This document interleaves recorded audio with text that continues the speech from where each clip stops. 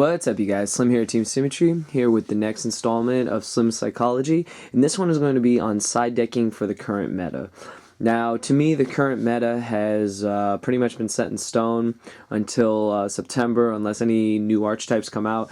The main decks that are dominating the format clearly are Chaos Dragons, Dino Rabbit, Insectors, Heroes, and other rogue decks such as Chain Burn, Final Countdown, and Dark World, and some other decks that that are still being played that just haven't haven't won the event. But clearly the two most dominant decks have been Dino Rabbit and Chaos Dragons. And I'm making this video today with what I have actually on me to talk about some cards that I think are really good side deck choices. Whether it be for locals, for big high-end events, nationals, whatever. I feel that a lot of these cards that I have here, even though it's not all the cards I wanted, are cards that you can use in a number of matches to really give yourself an advantage against the meta right now. As you guys can see, I do have like some monsters laid out. I do have some traps. I got some spells over here. I got a lot of stuff. I'm gonna just start, I guess, with the number one deck right now, which I believe clearly is Chaos Dragons. Now, a lot of people wonder, what are the best cards to side against Chaos Dragons? Now, from what I have here, I'm just gonna kind of piece it together. Usually the best cards that I feel are really effective against Chaos Dragons are cards that can kind of like stall them out so that they can't OTK you so fast. So cards like Spirit Reaper are, I feel, a must. If not Spirit Reaper, there's Arcana Force, Zero the Fool, there's Gel and Duo, cards that can stall out and buy you some time against a deck that basically can go all out and OTK you. What I do like about Spirit Reaper, though, is that it has that effect. If it does deal damage, you discard a card from your opponent's hand. Now, I know that this card is susceptible to Forbidden Lance and, Smash and all that other stuff. But I feel that this is a really good choice because being able to, knock into a Reaper, possibly clear the field of their dragon with a Soul Taker or something, and then hit them directly and discard a card is a really good effect. And then if you can just protect your, have back row protection, it can pretty much lead you to winning. So cards that can stall out are always good against a deck that can OTK. Also against them, I think one of my favorite cards, Electric Virus. This card's really cheap. You just discard it, take their shit, attack, or hopefully go for game. I use this card to go for game. Like, honestly, it's not a good card to use if you don't have game, because taking the dragon and just attacking and then letting them have it back really solves nothing. You do lower their life points, but if it's not to win, that's not that effective. I feel this card is just a game winner, though. Like, single-handedly can win games, so this is a great card. I don't like siding more than, like, one or two. Some people side three. I think that's overkill. But other choices like that are Victoria. Now, Victoria hasn't seen a lot of side deck play, but it's really good if you're running dragons yourself for the mirror match, because you just summon this, take one of their dragons, and they're going to have a dragon. And it's just a versatile card. 1800 is not bad either for stats, so this card's pretty good. Plus, it's a light, so it does fuel BLS, it does fuel anything that's in the Chaos deck. This card, I've heard people even do this, like against Dino Rabbit, they use this they side and then they use it to take a destroyed Lagia. It makes a little sense to me because you can then banish it for the red eyes, but I think this card is just good against dragons in general, so this is another option. I take it back. My favorite card against dragons is Kaiku. Kaiku single-handedly locks down that deck. Lock down their ability to remove, and if this deals damage, remove up to 2. I love using this card against them. This is what I use to single-handedly win most of my dragon matches at regionals. Being able to remove their dragons except the Wyvern and leaving them with that in the grave really took advantage of setting up my plays, and it just really gets in there. And I mean, 1800 is good stats, and I was actually to bring 2 of them to the board and deal 36 and remove 4 dragons except the Eclipse Wyvern. So this card's really great. Locking down the grave is also key to beating that deck, so another really good choice. And then this card's a little iffy. I've heard some people side this card in against dragons. I'm not so sure if I would side this against dragons. This is more of an Insector card, but you can always just like crow something away. But I feel that the other cards I mentioned are a little more effective. As far as spells go, cards that I like to side against them are honestly the only card, if you're not maining it, I like is Soul Taker. Just, you guys already know, I made the video on it. It makes the Pulsar miss timing. It's really good. If you don't run that, you can run Smash, but you really don't want to Smash if Light Pulsar is there, because they'll get the little nifty effect. So yeah, so those are the cards I feel are effective against dragons, spell-wise, monster-wise. As far as traps go, Bottomless and D Prison are, you know, like usually staples in a main deck. Most people do side D Prison.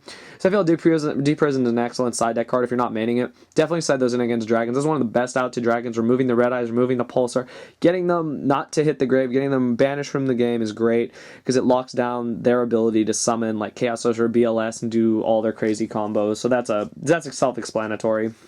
And then other cards people will side in against them. Macrocosmos. This card's pretty good. Some people say it's not that great if you know, you draw it late. Of course, if you draw it late, it's not that good. But this card can be really effective against them because locking down their ability for anything to hit the grave is good. So this is just another card. But like I said, it's an Inzektor card too. So yeah, as far as dragons go, that's how I would side against dragons. Lock down their grave and just prevent them from summoning big monsters, and you pretty much can win. You just have to be careful against Raikou and Lila, since those are, well, mostly Raikou, since Raikou can destroy anything, but yeah. Next would be on the Dino Rabbit. Dino Rabbit is, you know, kind of almost like dragons in the sense that you can side some of the similar stuff. Again, Electric Virus is broken because of being able to take Lagia. You know, if they have Dolka, they'll negate it, but it can force a Dolka, but I don't like really forcing Dolka like that. But I think Virus is really good. Just take the Lagia, and then you can really go off because then you have a secured Lagia negation, so that's really good. Reaper is good too, as well as other stall cards, Jellin Duo and the Fool, because Dino Rabbit has a hard time getting around cards like this. If they don't have the Lance or the Taker or the Smash or something, it's hard for them to get around a Spirit Reaper or a Jellin Duo or a Fool. So this is really, anything to stall them out is always good. Once again, Soul Taker is not bad either. Soul Taker is smashing because it does force the Lagia. It does auto kill the Dolka if they don't have Lance or whatever. And even if they Lance it, if they don't have anything else, you can get over it because I think it's really weak. So that's another really good card. And then, of course, the self-explanatory Snowman Eater, the 1-for-1 out to Lagia, great card. And I do like Max C. Now, people are a little iffy on Max C these days. They feel that Max C's, you know, gone down in play. I think Max C might go up in play again due to Heretics and, you know, Wind-Up. People are still playing Wind-Up. You can't forget that. And against Dino Rabbit, this isn't that bad because you just discard when they Torghast or discard when they Rabbit if you don't have the Veiler, and you at least draw some cards off it. So it can bring you back into the game. So I think it's still a really good card. And yeah, that's as far as as the monsters go. Spell-wise, I mean, Dino Rabbit is, you know, you just need to bait the Lagia, you need to bait the Dolka, get their stuff taken care of. Other cards that people will side against them is people will side Prohibition. I did do a tech for talk on this card. I don't know how effective this is against Dino Rabbit. Like, honestly, you can call the Rabbit, but they can just, you know, bring out 2 dinos and then go to Lagia. So I don't know how effective this card is. I guess player preference. A lot of this is just player preference, but it's still a good card in general. And yeah, and like for traps, I know people side like Gozen Match or Rivalry of Warlords. This is a good choice to be able to lock them down from going to Lagia or Dolka when they bring out the guys. So it's still a really good choice depending on what deck you run. It's broken in Dark World, like Dark World or Samurais or decks that have, not Samurais, but decks that have the same attribute or the same type. It really does, you know, add a lot of versatility against that deck. And then I guess like other cards, you know, people do like Chain Disappearance. It's good against, you know, if you hit the Rabbit or the Torghast, it's pretty good. So that's another choice. You know, like I said, a lot of it is just player preference. And just like the key to beating Dino Rabbit is, you know, if you can stop the Rabbit from going off or stop the Torghast play from going off and, you know, secure your back rows against theirs, you can win.